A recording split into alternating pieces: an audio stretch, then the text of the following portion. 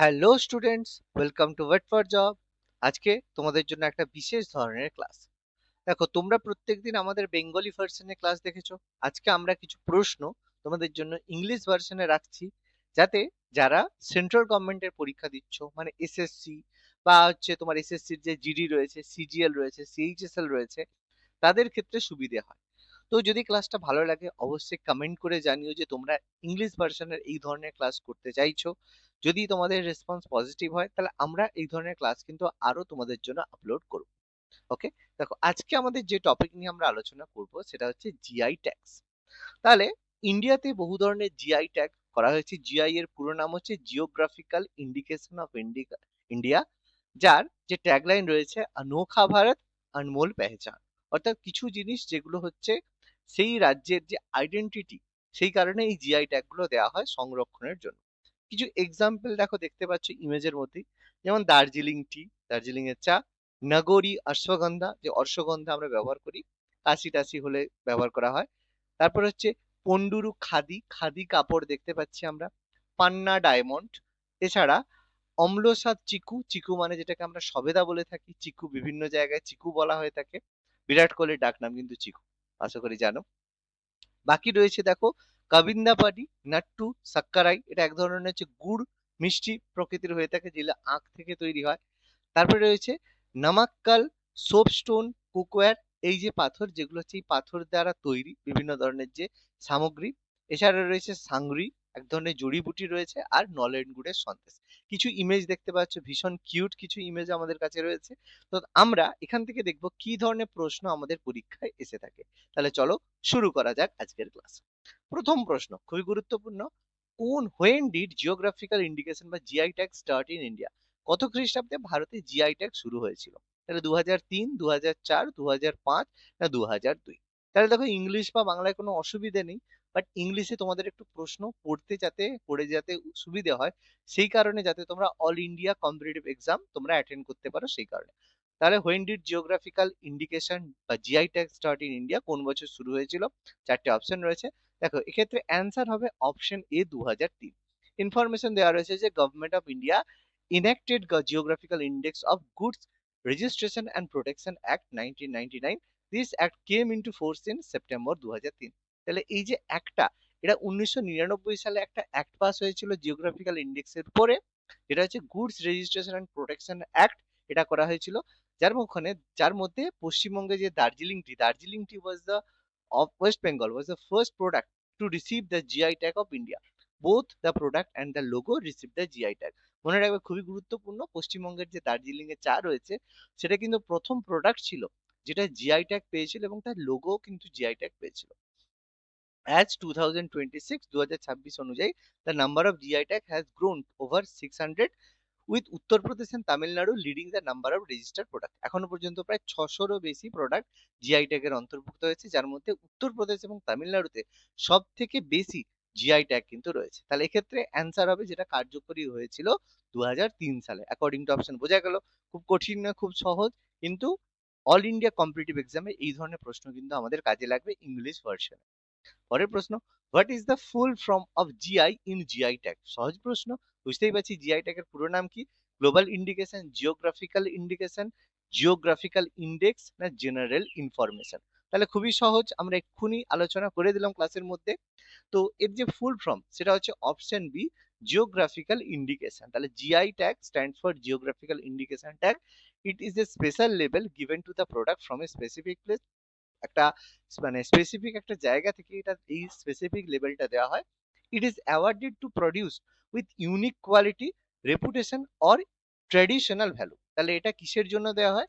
একটা unique quality, একটা খুব মানে একটা ভালো ধরনের কোয়ালিটি, যেটা কপি করা হয় না, রেপুটেশন মানে তার সম্মান, এবং বিভিন্ন ট্র্যাডিশনাল ভ্যালু, তার যে সাম্প্রদায়িক যে ট্র্যাডিশনাল আমরা যে মানে মূল্য বলে থাকি, এটা তাকে বলা হয়। এক্সাম্পল হচ্ছে Darjeeling tea gets its unique taste from Darjeeling soil and climate.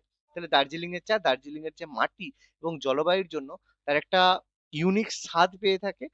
মনে রাখবে, এই জিওগ্রাফিক্যাল ট্যাগের ভ্যালিডেশন কিন্তু 10 বছরের থাকে। এটা যে কোনো প্রশ্নে তোমরা পাবে যে জিআই ট্যাগের ভ্যালিডেশন কতদিন থাকে। এটা কিন্তু সারা জীবনে থাকে না, এটা কিন্তু 10 বছরের ভ্যালিডেশন থাকে। ওকে, পরবর্তী প্রশ্ন, under which act is the GI tag provided in India?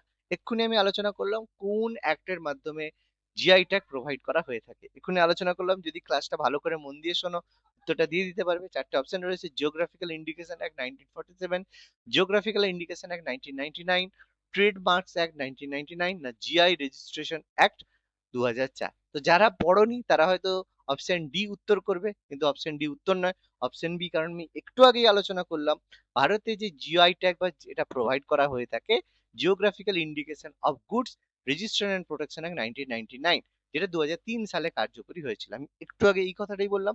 This act officially came into force on September 15, 2003 to protect products linked to A specific geographical territory.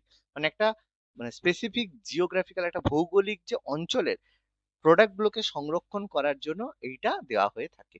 খুবই গুরুত্বপূর্ণ প্রশ্ন, বোঝা গেল? খুব কঠিন হয়তো লাগছে না, সহজেই তোমরা বুঝতে পারছো ক্লাসটা কেমন লাগছে।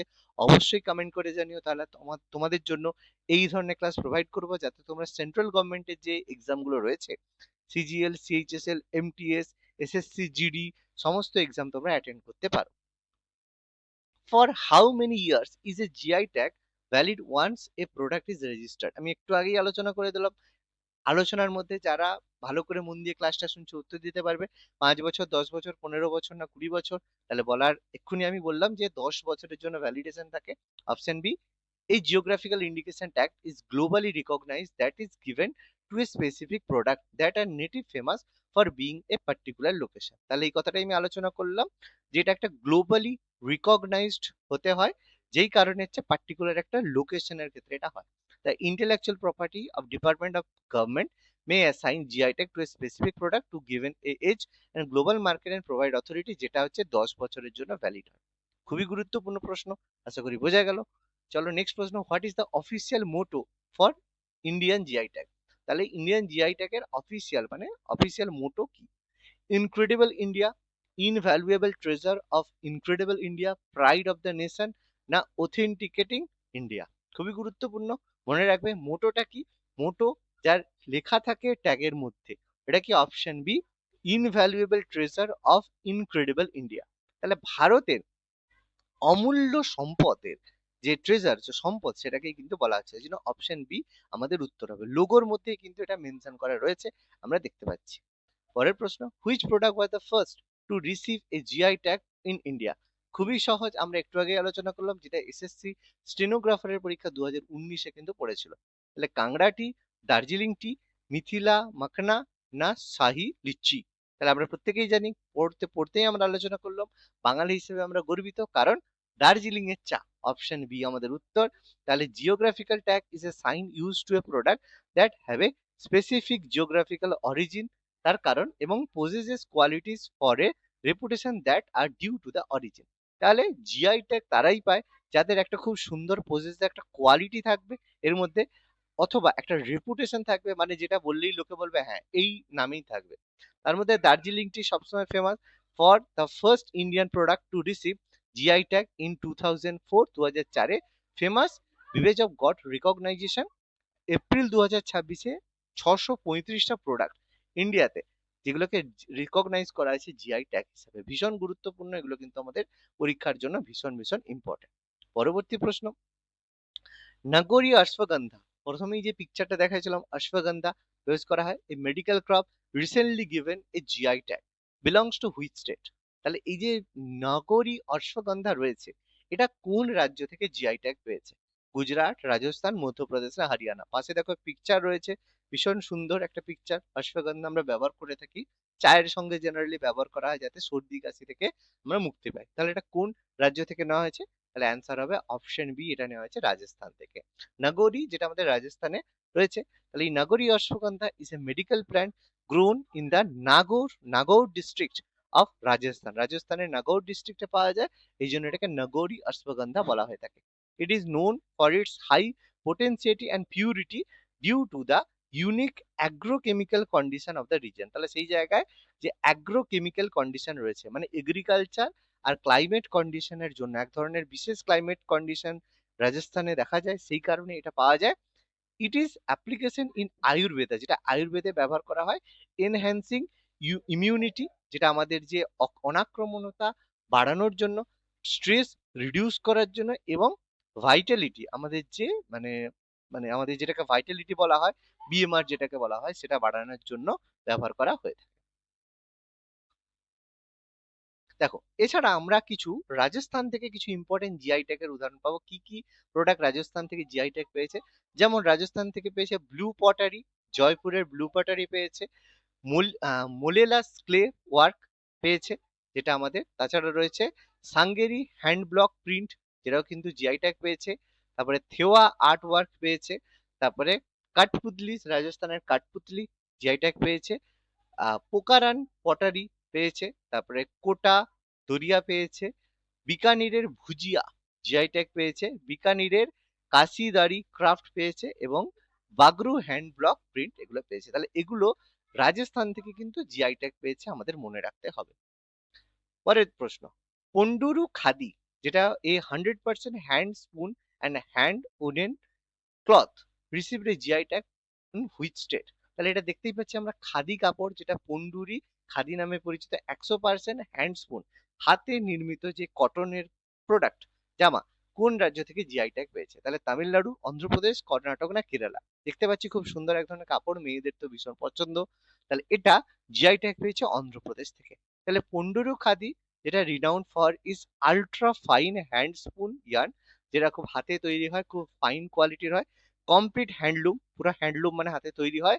Waving process ensuring a high quality and durability, যার জন্য কোয়ালিটি আর ডিউরেবিলিটি প্রচুর দিন টিকবে। সেই কারণে the GI tick is granted under geographical indication of goods, যে অ্যাক্ট 1999, এই অ্যাক্টের মাধ্যমে, যেটার কারণে জিআই ট্যাগ দেওয়া হয়, যার আন্ডারে তাকে দেওয়া হয়েছে জিআই ট্যাগ।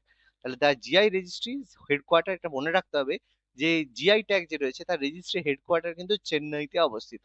এটা যে কোনো একটা প্রশ্নতে তোমরা অবশ্যই পেয়ে যাবে যে জিআই ট্যাগ যারা দেয়, জিআই রেজিস্ট্রি এর হেডকোয়ার্টার কিন্তু চেন্নাইতে রয়েছে। The recognition followed the year of documentation efforts by local weavers with support of KVIC, যেটা 1956 সালে under the ministry of MSME, যেটা আমাদের ministry of small medium enterprise রয়েছে, যারা মানে আমাদের যে ক্ষুদ্র কৃষি শিল্প রয়েছে সমস্ত কিছু, যার হেডকোয়ার্টার রয়েছে, আমাদের ডিপার্টমেন্ট রয়েছে, যার হেডকোয়ার্টার কিন্তু মুম্বাইতে অবস্থিত। ভীষণ গুরুত্বপূর্ণ প্রশ্ন এগুলো কিন্তু আমাদের পড়তে হবে। ওকে, এবার আমরা মধ্যপ্রদেশ থেকে কিছু জিআই ট্যাগ পড়বো যেগুলো আমাদের মনে রাখতে হবে। যেমন তিরুপতির লাড্ডু জিআই ট্যাগ পেয়েছে। তারপরে রয়েছে বাঙ্গা পাটেল ম্যাঙ্গোজ, এখান থেকে পেয়েছে। এছাড়া রয়েছে গুন্টুরের সাঙ্গাম চিলি, গুন্টুর চিনির চিলি বা মানে যে লাল লঙ্কা তার জন্য ফেমাস। তারপরে রয়েছে আট্রিয়াপুরাম কোট্টাকাল্লু রয়েছে।